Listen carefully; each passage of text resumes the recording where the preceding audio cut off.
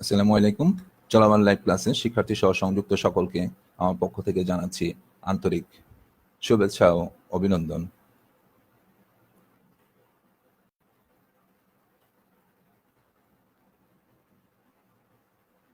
আমি আপনাদের সাথে রয়েছি Shamim Ahmad, junior instructor electronics, Chittagong polytechnic institute, Nasirabad, Chittagong. আজকের এই প্রোগ্রাম যেটি সম্প্রচারিত হচ্ছে, কারো যদি এটা পরবর্তীতে সংগ্রহের প্রয়োজন হয় তাহলে বাংলাদেশ সরকারের ওয়েবসাইট www.skills.gov.bd অথবা facebook/skill.gov.bd থেকে সংগ্রহ করতে পারবেন। শিক্ষার্থীবৃন্দ, চলো আমরা আমাদের ক্লাসের সেশনে চলে যাই। আজকে যে বিষয় নিয়ে আমি উপস্থিত হয়েছি সেটা হলো ইন্ডাস্ট্রিয়াল ইলেকট্রনিক্স। বিষয় কোড হচ্ছে 66845। এই বিষয়টির সাথে সংশ্লিষ্ট টেকনোলজি ছাত্রছাত্রীবৃন্দ যারা রয়েছে তা হলো ইলেকট্রনিক্স, ইলেকট্রিক্যাল, ডাটা কমিউনিকেশন চতুর্থ পর্ব ছাত্রছাত্রী এবং মেকাট্রনিক্স পঞ্চম পর্ব।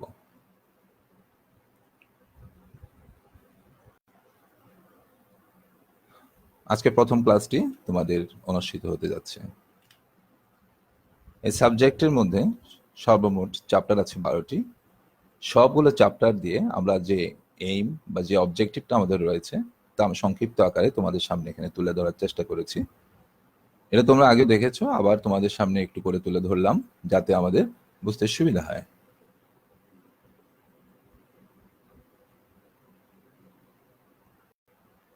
To develop the knowledge and skill on using semiconductor diodes, familiarize with power switching device, to develop the knowledge and skill on inverter, chopper and cycloconverter, to familiarize DC-AC control drive, to develop knowledge and skill on photodiode, phototransistor and photoresistor, to develop working on skill on solar power system, develop knowledge on skill UPS, IPS, AVR, to develop knowledge and skill on electronic safety system. মূলত industrial electronics বা পাওয়ার ইলেকট্রনিক্সের সাথে সংশ্লিষ্ট যে সমস্ত উপকরণগুলো রয়েছে সেই উপকরণগুলো নিয়েই আমাদের এই বিষয়টাকে সজ্জিত করা হয়েছে। আমাদের প্রথম চ্যাপ্টারে রয়েছে পাওয়ার ইলেকট্রনিক্স ও পাওয়ার ডায়োড সম্পর্কে ধারণা, understand the concept of power electronics and power diode, এবং 9টা স্পেসিফিক লার্নিং অবজেক্টিভের মধ্যে আজকে 6টা স্পেসিফিক লার্নিং অবজেক্টিভ তোমাদের সামনে উপস্থাপন করার চেষ্টা করব। প্রথম হচ্ছে define the term power electronics. 2 নম্বর আসছে mention the scope and application of power electronics. 3 নম্বরে আসছে list the material and demerits of power electronics. 4 নম্বরে আসছে mention the type of power semiconductor device. 5 নম্বরে আসছে list the characteristics of different types of power diode. 6 নম্বরে আসছে identify the types of power diode. প্রথমে একটু হিস্ট্রি নিয়ে আলোচনা করতে হয় যে আমরা কিভাবে পাওয়ার ইলেকট্রনিক্সটা পেয়েছি। সে পাওয়ার ইলেকট্রনিক্সের হিস্ট্রি নিয়ে যদি আমরা আলাপ করতে যাই তাহলে আমরা কি দেখতে পাই?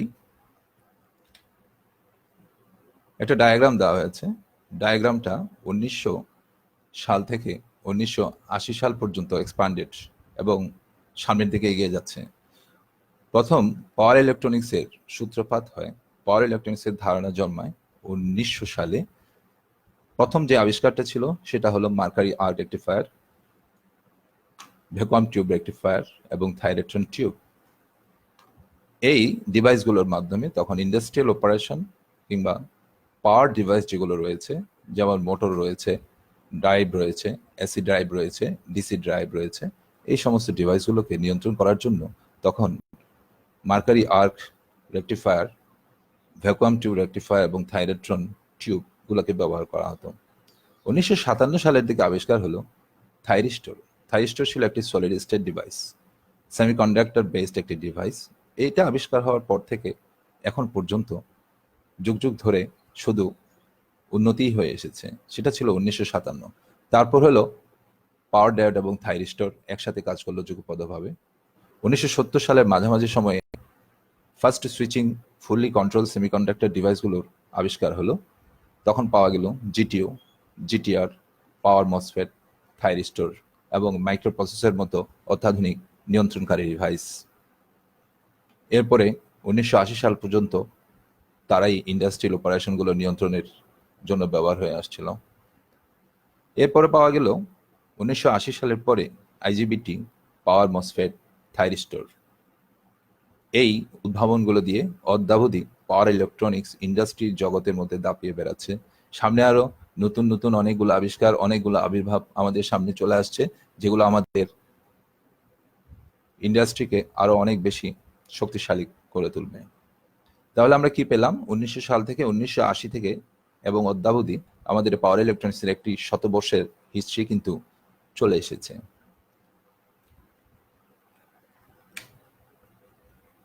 প্রথমে আছে পাওয়ার ইলেকট্রনিক্সের সংজ্ঞা। পাওয়ার ইলেকট্রনিক্সের সংজ্ঞা আমরা এর মধ্যে কিছুটা অনুমান করতে পারি যে পাওয়ার ইলেকট্রনিক্স মূলত একটি সাবজেক্ট, যে সাবজেক্টের মধ্যে কি আলোচনা করা হবে? যে ইলেকট্রিক পাওয়ারের উৎপাদন, প্রেরণ, বন্টন, রূপান্তর ও নিয়ন্ত্রণের জন্য সলিড স্টেট ইলেকট্রনিক্সের প্রয়োগ, অর্থাৎ সলিড স্টেট ইলেকট্রনিক্স ডিভাইস যেগুলো আবিষ্কার হয়েছে, সেই ডিভাইসগুলো দিয়ে electric power generation, transmission, distribution, conversion and control করার জন্য আমরা ইলেকট্রনিক ডিভাইসগুলোকে ব্যবহার করব। সেই ইলেকট্রনিক্স ডিভাইসগুলোকে আমরা ব্যবহার করে তাদের নিয়ন্ত্রণ করব। আর ইলেকট্রনিক্স ডিভাইসের ব্যবহার বিধি নিয়ে যে বিষয় তাতে আলোচনা করা হবে, কোন বিষয়? ইলেকট্রিক্যাল কিংবা ইঞ্জিনিয়ারিং এর যে সাবজেক্টের মধ্যে পাওয়ার ইলেকট্রনিক্স ডিভাইসগুলো মাধ্যমে এই জেনারেশন, ডিস্ট্রিবিউশন, ট্রান্সমিশন, কনভার্সন এবং কন্ট্রোল নিয়ে আলোচনা করা হবে, সেটাকে আমরা বলছি পাওয়ার ইলেকট্রনিক্স। এই যে তত্ত্বগুলো আমি উপস্থাপন করছি, এগুলো ইংরেজি বিভিন্ন বইয়ের মধ্যে আমরা পাওয়ার ইলেকট্রনিক্সের বিভিন্ন সংজ্ঞাগুলো পেয়ে থাকি। সব সংজ্ঞার মর্মার্থ হচ্ছে যেটা, আমি সেটাই তোমাদের সামনে উপস্থাপন করার চেষ্টা করেছি। তাহলে আমরা এর মধ্যে জেনে গেলাম যে ডেফিনেশন অফ পাওয়ার ইলেকট্রনিক্স। ওকে, আমরা তাহলে সামনের দিকে যাচ্ছি। ব্লক চিত্র এখানে উপস্থাপন করা হয়েছে। আমরা বলেছি জেনারেশন, এইদিকে জেনারেশন হচ্ছে, জেনারেশন হওয়ার পরে সেটা ডিস্ট্রিবিউশন হবে, সেটা লোডকে অপারেট করবে। লোডকে অপারেট করবে কে? একটা কনভার্টার দিয়ে। আমি এদিকে তৈরি করছি হাই পাওয়ার ভোল্টেজ, আমার এখানে একটা ছোট্ট মোটর চলবে, তাহলে কনভার্টারের মাধ্যমে আমি সেই মোটরটাকে নিয়ন্ত্রণ করার জন্য উপযুক্ততা প্রদান করে আমি সেই ইলেকট্রিক্যাল সিগন্যালটাকে প্রেরণ করব। এবং সেই সাথে একটি কন্ট্রোল সার্কিট রয়েছে। কনভার্টার এবং কন্ট্রোল সার্কিট দুটোই পাওয়ার ইলেকট্রনিক্স ডিভাইসের সমন্বয়ে গঠিত। ফিডব্যাক নেবে, সেই ফিডব্যাকের সাথে রেফারেন্সের সাথে তুলনা করবে, র সিগন্যাল নেবে, তুলনা করে যে পরিমাণ পাওয়ার কনভার্ট করে লোডে দিলে লোড সঠিকভাবে পরিচালিত হবে, সেই পাওয়ারটাকে নিয়ন্ত্রিত আকারে লোডে সরবরাহ করবে। আর এই কাজটুকু পুরোপুরি পাওয়ার ইলেকট্রনিক্সের কাজ। তাহলে আমরা পরিষ্কার বুঝতে পারছি যে একটা ইন্ডাস্ট্রিতে কোনো লোডকে, কোনো অপারেশনকে নিয়ন্ত্রণ করার জন্য আমরা পাওয়ার ইলেকট্রনিক্সের মাধ্যমে করে থাকবো। এটাই হচ্ছে একটি পাওয়ার ইলেকট্রনিক সিস্টেমের ব্লক ডায়াগ্রাম।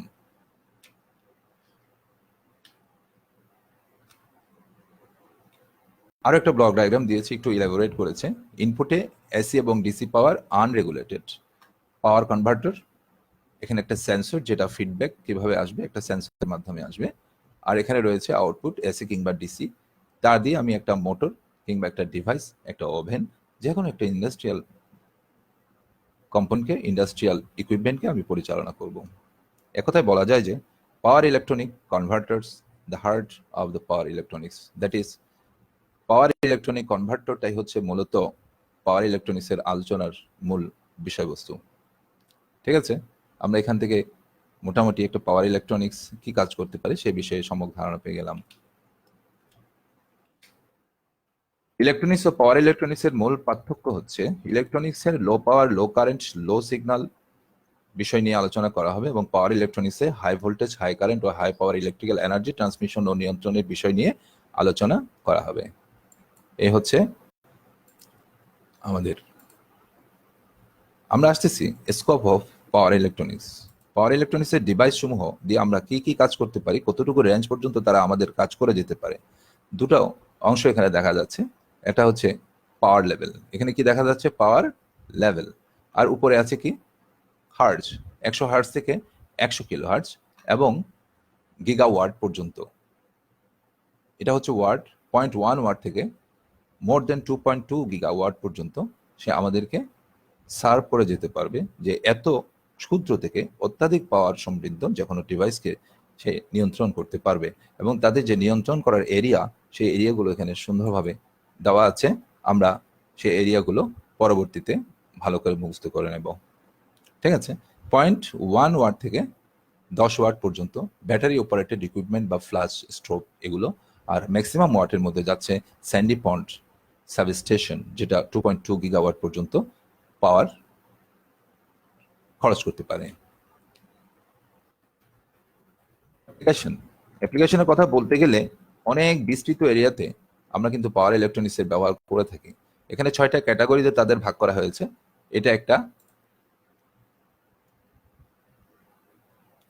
এটা হলো একটা, এখানে একটা, এখানে একটা, এখানে একটা, এ একটা, মোট 1টা 2টা 3টা 4টা 5টা 6টা। অটোমেশন অ্যান্ড ট্রাকশন ইন্ডাস্ট্রিতে ব্যবহার হয়, রিনিউয়েবল এনার্জি নিয়ন্ত্রণে ব্যবহার হয়, ডিফেন্স এবং অ্যারোস্পেসে ব্যবহার হয়, ইউটিলিটি সিস্টেমে ব্যবহার হয়, এবং আমাদের ডেইলি লাইফ অর্থাৎ দৈনন্দিন জীবনের মধ্যে আমরা যে সমস্ত জিনিসপত্রগুলো ব্যবহার করে থাকি তাদের নিয়ন্ত্রণের জন্য আমার এটা ব্যবহার হয়ে থাকে।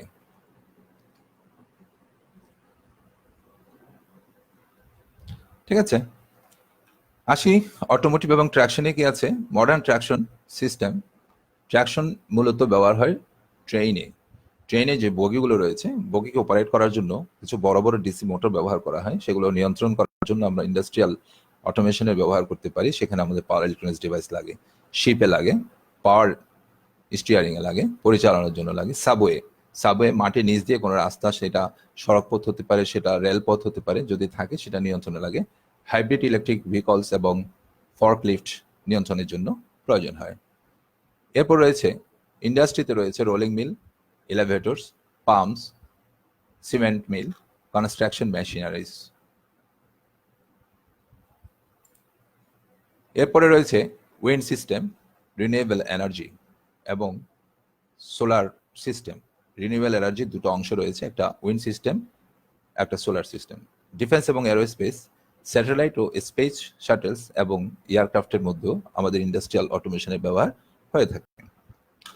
এরপর রয়েছে smart grid, flexible AC transmission system এবং high voltage DC transmission system. এটা হচ্ছে ইউটিলিটি। যেমন ইউটিলিটি বলে আমরা কাকে? বিদ্যুৎ সরবরাহ, গ্যাস সাপ্লাই, পানির সাপ্লাই, এগুলো হচ্ছে আমাদের দৈনন্দিন জীবনের utility.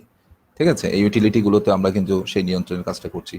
Vacuum tube cleaner, UPS, vacuum cleaner, তারপরে আসছে তোমার কম্পিউটার, এয়ার কন্ডিশন, এগুলো আমাদের ডেইলি লাইফ এর মধ্যে আমরা ব্যবহার করছি।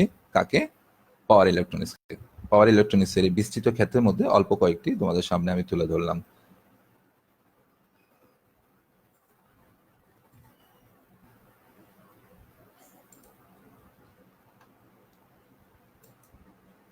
এখন আসি এর বিস্তৃত যে আলোচনা, সেটা তোমাদের জন্য আমি এখানে রাখলাম। আমি এই আলোচনায় যাব না, তোমরা পড়লে বুঝতে পারবে যে অ্যাপ্লিকেশন অফ পাওয়ার ইলেকট্রনিক্স যেটা আমি আলোচনা করেছি তার কিছু বিস্তৃত অংশ তোমাদের জন্য দিয়েছি।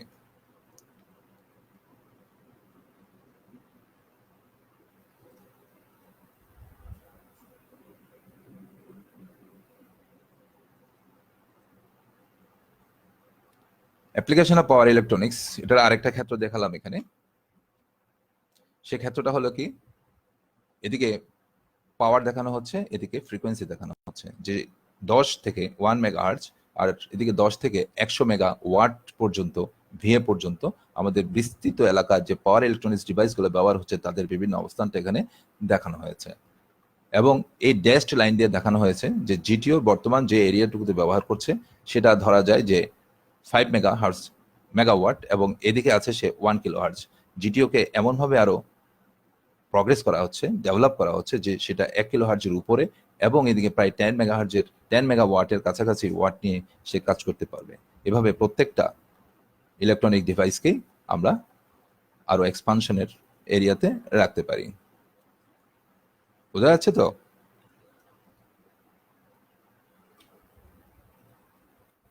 কি কি সুবিধা আমরা পাই কম পাওয়ার লসের কারণে উচ্চ দক্ষতা সম্পন্ন, উচ্চ রিলায়েবিলিটি বিশ্বস্ততা, উচ্চ মাত্রার কারেন্ট পরিবহনে সক্ষম, ঘূর্ণায়মান অংশ না থাকে, রক্ষণাবেক্ষণ খরচ কম ও দীর্ঘস্থায়ী হয়।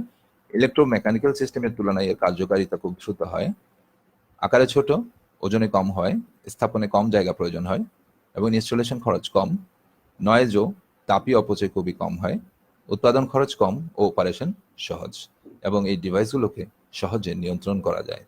এত সুবিধার পরও তার কিছু অসুবিধা থেকে যায়। সেই অসুবিধাগুলোর মধ্যে প্রথমত আসতেছে সাপ্লাই সিস্টেম ও লোডে হারমোনিক্স উৎপাদন করার প্রবণতা রয়েছে। হারমোনিক্স শব্দ নিশ্চয়ই তোমরা পড়েছ, পঞ্চম পর্ব চতুর্থ পর্বের ছাত্র তোমরা। হারমোনিক্স এবং সাপ্লাই সিস্টেমে যে হারমোনিক্স হয় সেটা ক্ষতিকর। কোনো নির্দিষ্ট অপারেটিং কন্ডিশনে এসি থেকে ডিসি এবং এসি থেকে এসি কনভার্টার লো ইনপুট পাওয়ার ফ্যাক্টর অপারেট করে, ফলে সমস্যা দূরীকরণের জন্য বিশেষ ব্যবস্থা গ্রহণ করতে হয়। তাহলে তারা কি করে, যে পাওয়ার ফ্যাক্টর ডাউন করে দেয়, সে ডাউন পাওয়ার ফ্যাক্টরকে ইমপ্রুভ করার প্রয়োজন পড়ে যায়। পাওয়ার ইলেকট্রনিক কন্ট্রোলারের ওভারলোড ক্ষমতা কম বিধায় খরচ বৃদ্ধি পায়। পাওয়ার রিজেনারেশন একটি খুবই গুরুত্বপূর্ণ বিষয়, যেটা এই পাওয়ার ইলেকট্রনিক্স ডিভাইসের মাধ্যমে করা কঠিন। Classification of power semiconductor device দুটো ভাগে ভাগ করেছে, থ্রি টার্মিনাল ডিভাইস এবং টু টার্মিনাল ডিভাইস। টু টার্মিনালকে পিন এবং স্কটি ডায়োডে এবং থ্রি টার্মিনালকে power MOSFET, JFET, IGBT, BJT এবং থাইরিস্টর ভাগে ভাগ করেছে। অন্য একটা ক্যাটাগরি রয়েছে চার্জ ক্যারিয়ারের ভিত্তিতে, আবার তাদেরকে ভাগ করা যায় চার ভাগ, মাইনরিটি চার্জ ক্যারিয়ারের জন্য, এবং মেজরিটি চার্জ ক্যারিয়ারের উপর নির্ভর করে তিন ভাগে ভাগ করা যায়। একটা হলো পিন, আইজিবিটি, বিজেটি, থাইরিস্টর। এগুলো হচ্ছে মাইনরিটি চার্জ ক্যারিয়ার নিয়ে কাজ করে, আর এটা মেজরিটি চার্জ ক্যারিয়ারের উপরে তাদের নির্ভরশীলতা বেশি থাকে, স্কটি ডায়োড, পাওয়ার মসফেট এবং JFET. Identify the types of power semiconductor diode. আমরা চার ধরনের পাওয়ার সেমিকন্ডাক্টর ডায়োড পাই। রিকভারি ক্যারেক্টারিস্টিক্স এবং ম্যানুফ্যাকচারিং টেকনিকের উপর ভিত্তি করে এই চারটা প্রকারের ডায়োডকে ভাগ করা যায়। তাছাড়া ডায়োডের আরও অনেক প্রকার আছে। তাহলে স্পেসিফিক্যালি আমরা পাওয়ার ইলেকট্রনিক্সে ব্যবহারের জন্য যে পাওয়ার সেমিকন্ডাক্টর ডায়োড রয়েছে, সেই ডায়োডগুলোকে ভাগ করার জন্য আমরা দুটো বিষয়ের উপর আলোকপাত করি। একটা হচ্ছে recovery characteristics, reverse recovery characteristics, আর একটা হচ্ছে ম্যানুফ্যাকচারিং টেকনিক। চারটা ভাগে: স্ট্যান্ডার্ড রিকভারি ডায়োড বা general purpose diode, fast recovery diode বা pin diode, Schottky barrier diode ও মেটাল সেমিকন্ডাক্টর বা hot carrier diode, silicon carbide Schottky barrier diode. এখানে সিম্বল দেওয়া হয়েছে, এটা হচ্ছে স্কটি ডায়োডের সিম্বল। প্রত্যেকটা ডায়োডের স্ট্রাকচারাল ভিউটা এখানে তুলে ধরার চেষ্টা করেছি। এটা হচ্ছে সাধারণ ডায়োড বা সিগন্যাল ডায়োড, যে ডায়োডটা আমরা কমিউনিকেশন বা ট্রান্সমিশন বা সিগন্যালকে প্রসেসিং এর জন্য ব্যবহার করি, কোনো পাওয়ারকে নিয়ন্ত্রণ করার জন্য নয়। হাই ফ্রিকোয়েন্সিতে তারা কিন্তু কাজ করে। এটা হচ্ছে পাওয়ার নিয়ন্ত্রণের জন্য স্পেশাল ডায়োড, যেটাকে আমরা বলছি ফার্স্ট রিকভারি ডায়োড। এই ফার্স্ট রিকভারি ডায়োডটা কিন্তু স্পেশালি তৈরি করা হয়। যেমন আমরা লক্ষ্য করছি যে এখানে কোনো মধ্যবর্তী লেয়ার নেই, একটি জাংশন দুটি লেয়ার, আর এখানে হলো দুটি জাংশন তিনটি লেয়ার। এর ভিতরে প্রথমটি হচ্ছে N type substrate, N minus epitaxial, P plus layer. এটা হচ্ছে অ্যানোড লেয়ার, এটা হচ্ছে ক্যাথোড লেয়ার। মাঝখানে এটা হচ্ছে এপিটেক্সিয়াল লেয়ার, যার ডপিং লেভেল এই দুটোর চেয়ে কম। এটা হচ্ছে 10⁻19, এটা হচ্ছে 10⁻14, এটা হচ্ছে 10⁻19। এ দুটোর সমান, মাঝখানেটা এ দুটো হচ্ছে ডপিং লেভেল কম। এই জন্য এটাকে বলা হচ্ছে এন মাইনাস এপিসেক্সিয়াল লেয়ার। এটাকে ডিফট রিজিয়নে বলা হয়। আর এই ডিফট রিজিয়নের উপর কিন্তু একটি ডায়োডের ব্রেকডাউন ভোল্টেজ নির্ভর করে। শুধুমাত্র ব্রেকডাউন ভোল্টেজ নিয়ন্ত্রণ করার জন্য এই লেয়ারটাকে এখানে সংযোজন করা হয়েছে। এই ব্রেকডাউন ভোল্টেজ নিয়ন্ত্রণের জন্য ডপিং লেভেলকে নিয়ন্ত্রণ করে আমরা লেয়ারের থিকনেসকে পরিবর্তন করতে পারি, আর একটি ডায়োডের ব্রেক ওভার ভোল্টেজ বা তার পিক ইনভার্স ভোল্টেজের ক্ষমতা আমরা নির্ধারণ করতে পারি। এখানে শুধুমাত্র এন এবং এন মাইনাস লেয়ারের সাথে একটা মেটাল জুড়িয়ে দেওয়া হয়েছে, যাকে বলা হচ্ছে কি স্কটি ব্যারিয়ার। এটাকে বলা হয় মেটাল সেমিকন্ডাক্টর ডায়োড। আর এটা হচ্ছে এন প্লাস সিলিকন কার্বাইড, অর্থাৎ সিলিকন কার্বাইড একটি সেমিকন্ডাক্টর, কম্পাউন্ড সেমিকন্ডাক্টর। সেই কম্পাউন্ড সেমিকন্ডাক্টর দিয়ে এই রেকটিফায়ারটি তৈরি করা হয়। এটা একটা স্কটি ডায়োড কনফিগারেশন, কিন্তু তার ম্যাটেরিয়ালস ব্যবহার করা হয়েছে সিলিকন কার্বাইড। স্কটি ডায়েটে যেই সীমাবদ্ধতাগুলো ছিল, সেই সীমাবদ্ধতা কাটিয়ে ওঠার জন্যই এখানে সেই সিলিকন কার্বাইডটাকে ব্যবহার করা হয়েছে। আমরা সাধারণ ডায়োড এবং পাওয়ার ডায়োডের মধ্যে যদি পার্থক্য করতে যাই, তাহলে আমরা দেখতে পাবো যে একটা সাধারণ ডায়োডের মধ্যে জাংশন আছে কয়টা, আর একটা পাওয়ার ডায়োডের জাংশন আছে দুটা, লেয়ার তিনটা। এভাবে আমরা ক্লাসিফাই করলে, এটা পড়লে আমরা বুঝতে পারবো। ঠিক আছে, আমি আর এটার ব্যাখ্যায় যাচ্ছি না, যে চিত্রের মধ্যে আমি ব্যাখ্যাটা অলরেডি তোমাদেরকে বুঝিয়ে দিয়েছি। ডিফারেন্স বিটুইন নর্মাল ডায়োড এবং পাওয়ার ডায়োড, এটা অলরেডি বলেছি। Using a small signal, semiconductor losses during switching more lesser than power diode, used high voltage high current application, or semiconductor losses during switching are more. Diode power handling capability of power diodes are very high and as comparison to normal diode. এখানে details একটা পার্থক্য দেওয়া হয়েছে। চারটা diode, general diode, fast recovery diode, Scotty diode এবং silicon carbide Scotty diode, এগুলো সবগুলো হচ্ছে পাওয়ার ডায়োড। এই পাওয়ার ডায়োডের চারটা ক্যাটাগরিতে আমরা যদি এই পার্থক্যটাকে পড়ে ফেলতে পারি তাহলে তার বর্ণনা, তার বৈশিষ্ট্য, প্রত্যেকটা বিষয় কিন্তু এখানে চলে আসছে। ঠিক আছে, যেমন general diffusion, alloyed PN junction, diffusion platinum gold. এভাবে স্কটি ডায়োডে আসছে মোলিবডেনাম, প্লাটিনাম, ক্রোমিয়াম ও tungsten deposited in the thin epitaxial layer, এবং use silicon carbide semiconductor in Schottky structure. এই স্ট্রাকচারগুলোর কারণে কি হচ্ছে, 50 থেকে 5 কিলো ভোল্ট এদের VRRM, এটা হচ্ছে 50 থেকে 3 কিলো, 50 থেকে 200 ভোল্ট, আর এটা হচ্ছে 600 থেকে 1200 ভোল্ট কিংবা 1700 ভোল্ট। আর স্কট স্ট্রাকচার অন্য সুবিধা পাওয়া গেল তার কিন্তু ম্যাক্সিমাম ভোল্টেজ রেঞ্জটা অনেক কম। রিভার্স লিকেজ কারেন্টের মধ্যে এটা 1 মাইক্রোএম্পিয়ার থেকে 10 মাইক্রোএম্পিয়ার, এটা 10 থেকে 250 milli ampere. Higher leakage current, একটু বেশি থাকে লিকেজ কারেন্টটা, এটা much lower.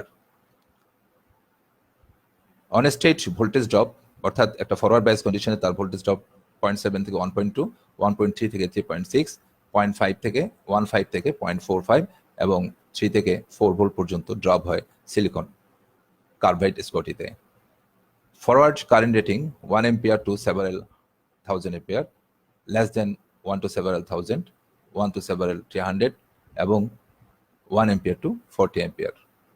Reverse recovery time, যেটা গুরুত্বপূর্ণ বিষয়, আমরা পরের ক্লাসগুলোতে এটা পাবো। 25 মাইক্রোসেকেন্ড, অনেক বেশি, 0.1 মাইক্রোসেকেন্ড থেকে 5 মাইক্রোসেকেন্ড পর্যন্ত হয়। ফিউ ন্যানোসেকেন্ড, লেস দেন 100, ঠিক আছে, এবং অ্যাপ্রক্সিমেটলি 50 ন্যানোসেকেন্ড। অ্যাপ্লিকেশনের দিক থেকে লো স্পিড 1 কিলোহার্টজের সিগন্যালকে সে রেকটিফাই করতে পারে, অপারেট করতে পারে। এটা হাই স্পিড প্রায় 20 কিলোহার্টজ। স্কটি ডায়োড আরও হাই স্পিড অপারেশনে কাজ করে 30 কিলোহার্টজ, এবং সিলিকন কার্বাইড আরও বেশি ফ্রিকোয়েন্সি নিয়ে কাজ করতে পারে।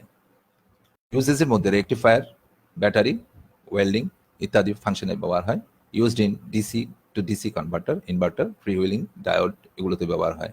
High frequency device, SMPS instrumentation সিস্টেমে ব্যবহার হয়। PFC মানে হচ্ছে power factor control circuit, anti parallel diode এবং switch mode power supply, inverter, converter, motor control এবং ফ্রি হুইলিং ডায়োডে আমরা এদের ব্যবহার করতে পারি।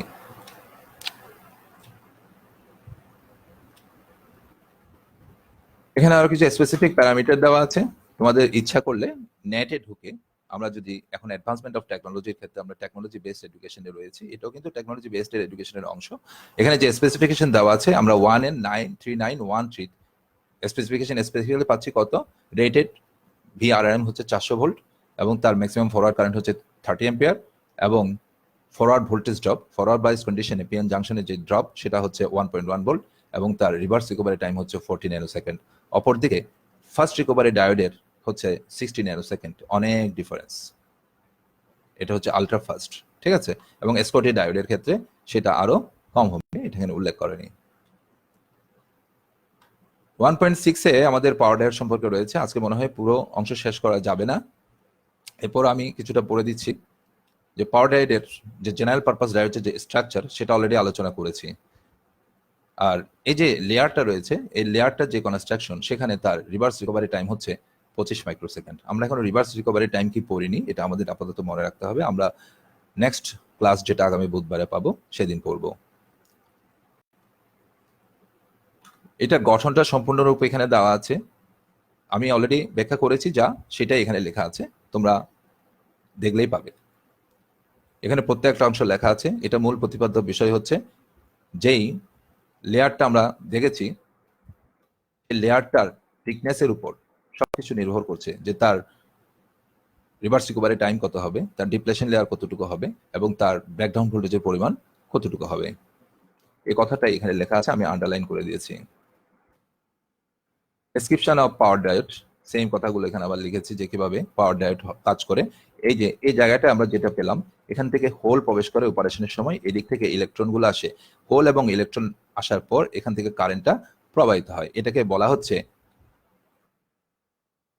Conductivity modulation.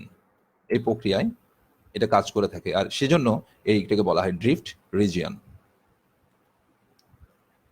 First recovery diode same as general purpose ডায়োডের মতোই, কিন্তু এখানে একটা কাজ করা হয় যে হাই কন্ডাক্টিভ ম্যাটেরিয়াল 3 যোজির গোল্ড যদি এখানে যুক্ত করে দেওয়া হয় নির্দিষ্ট পরিমাণে, তাহলে তার কন্ডাক্টিভিটি বৃদ্ধি পায়, এবং ফার্স্ট রিকভারি ডায়োড আমার জেনারেল পারপাস ডায়োডের চেয়ে আরও ভালো পজিশনে কাজ করতে পারে। এজন্যই এটাকে বলা হয় ফার্স্ট রিকভারি। তাহলে বোঝা যাচ্ছে যে এখানে গোল্ড যুক্ত করার কারণে তার রিভার্স রিকভারি টাইমটা অনেকাংশে জেনারেল পারপাস ডায়োডের চেয়ে কম হয়। এটা হচ্ছে মেটাল সেমিকন্ডাক্টর ডায়োড, যেটা আমরা ছবি দেখেছি। এটাকে স্কটি ডায়োড বলে। এখানে কোনো ব্যারিয়ার পোটেনশিয়ালের পরিমাণ না থাকায় সে আরো দ্রুত গতিতে কাজ করতে পারে। এটা হচ্ছে silicon carbide Schottky barrier diode. এটাও অলরেডি আলোচনা করা হয়েছে। Schottky diode constructed from silicon carbide, ঠিক আছে, have a very low power loss, অনেক কম পাওয়ার লস হয়, have extremely fast switching behaviour, অর্থাৎ টিআরআর অনেক কম হয়। আর স্কটি ডায়োডের যেই অসুবিধাগুলো ছিল সিলিকন কার্বাইড দিয়ে সেই অসুবিধাগুলোকে দূর করা হয়েছে, ঠিক আছে। এবং much lower reverse leakage current than silicon Schottky diode. Silicon Schottky ডায়োডে লিকেজ কারেন্টের পরিমাণটা বেশি ছিল, সিলিকন কার্বাইড ব্যবহার করে সেই অসুবিধাটাকে দূর করা হয়েছে। এটা গঠনগুলো আমি রিভিউর জন্য আবার দেখিয়েছি। এগুলো হচ্ছে আমরা ইন্ডাস্ট্রিতে যেভাবে ডায়োডকে দেখি। তোমাদের জন্য কিছু প্রশ্ন, এই প্রশ্নগুলো তোমরা বাসায় সমাধান করবে। সমাধান করে কোনো প্রশ্ন থাকলে নেক্সট সেশনের জন্য তোমরা এগুলো টাইমলাইন আমাকে দিয়ে দেবে, আমি পরবর্তীতে আনসার করব। তোমাদের কোনো প্রশ্ন থাকলে আমাকে এখন করতে পারো, টাইমলাইনের মধ্যে লিখে দিতে পারো, আমি দেখতে পারি।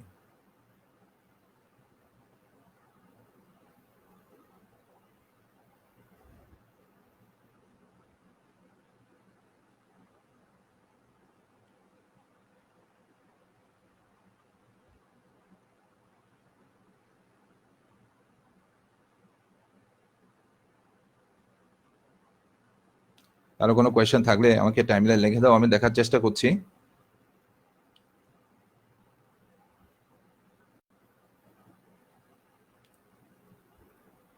ঠিক আছে, তাহলে নেক্সট ক্লাসে আমরা আমাদের এই বিষয়গুলো নিয়ে আলোচনা করব।